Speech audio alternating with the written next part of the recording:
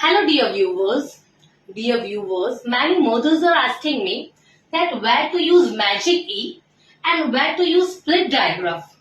Dear parents, split digraph and magic E both are similar when you are dealing with words. When you are dealing with long vowel words. Okay? જ્યારે words ની અંદર long vowel words આવશે. For an example, હું તમને અત્યારે example બી બતાવીશ જેથી તમને perfectly idea આવે કે કેવી રીતના split digraph બી use થાય છે અને magic E બી use થાય છે. For an example, I am writing the word for AE. Okay, it's aid. Like it's a split digraph, and when there is E in the last, જ્યારે પણ word ની last માં E હોય તો કોઈ એને magic E બોલે, કોઈ એને split digraph બોલે, but અત્યારે તમારે split digraph and magic E both ને similar counting માં લેવાના છે. Okay? જ્યારે big words પર વર્ક કરવાના હશો ત્યારે splitting methods આવશે ત્યારે આપણે નોટિસ કરશું બીજા વર્ડ્સ, but અત્યારે હું તમને આ જેટલા બી વોવેલ્સ છે એની ઉપર બીજા વર્ડ્સ પર વર્ક કરાવીશ. Like, okay, this th is a consonant digraph. આના two sounds આવે, th and the.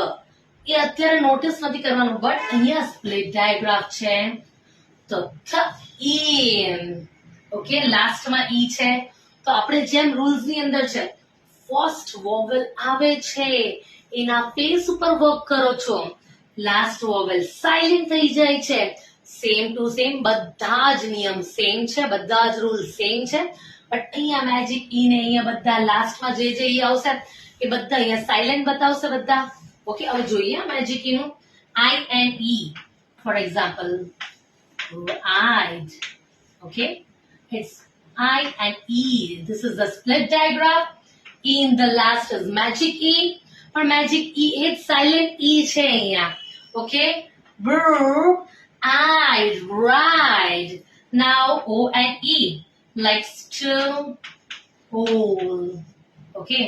Like O and E are split. Whole, stole. And this is, last is flute. Here same. U and E gives split digraph or magic E.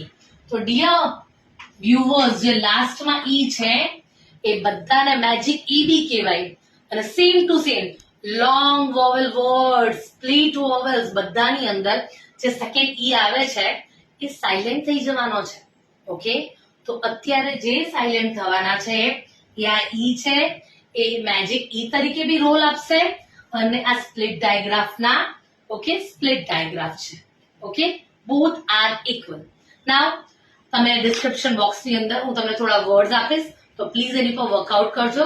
Thank you for watching my video and by everyone.